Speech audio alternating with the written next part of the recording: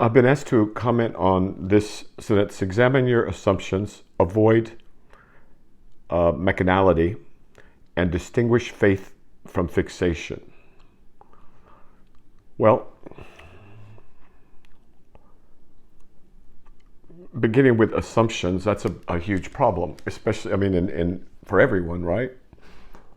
Because we make assumptions because of the nature of our brain and the nature of our conditioning. If I make a face like this, you assume that I'm not angry, right? But that's a processing thing, and processing requires assumptions. So this is a big deal. In science, there's the assumption that the material world is primary and that consciousness is secondary. So the burden of proof, so this thing is considered to be more real than consciousness itself, which creates all kinds of problems, because when we look at this, we can't find anything there, right? We don't know what matter is, and the further down we go, the more mysterious and unknowable it becomes. Ask physicists about this. So an assumption is that the material is primary, and that consciousness somehow or another arises from the physical. So that's why they're having the problems they're having, because the basic assumption is wrong.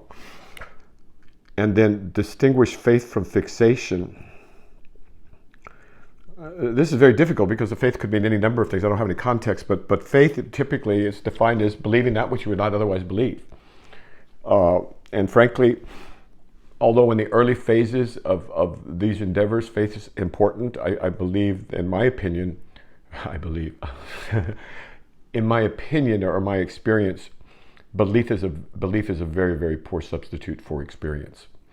Belief is fragile. Belief can be changed. Experience, especially some of them, are final. And that's why Kensho or Satori or waking up or finding the nose on your face or whatever they call it, depending on the tradition, is so vitally important.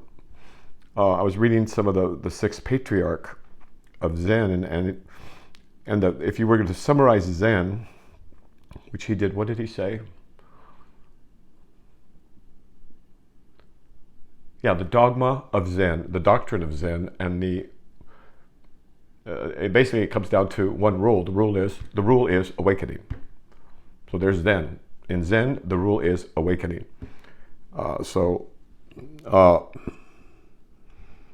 Now, is that fixation or is it faith?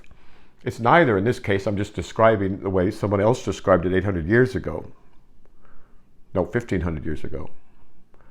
Now, so if we describe faith as believing that which you would otherwise not believe, I'm not so sure. But a lot of people have a big place for it, and I think that's fine too for those folks. And fixation, of course, is the enemy of this work. As certainty is the enemy of truth, fixation on one thing or another in this world is a mistake, because it's temporary, whatever it is. It's not going to last. So the only thing that matters is reality, actuality, and that is not going to be found on this side on this shore.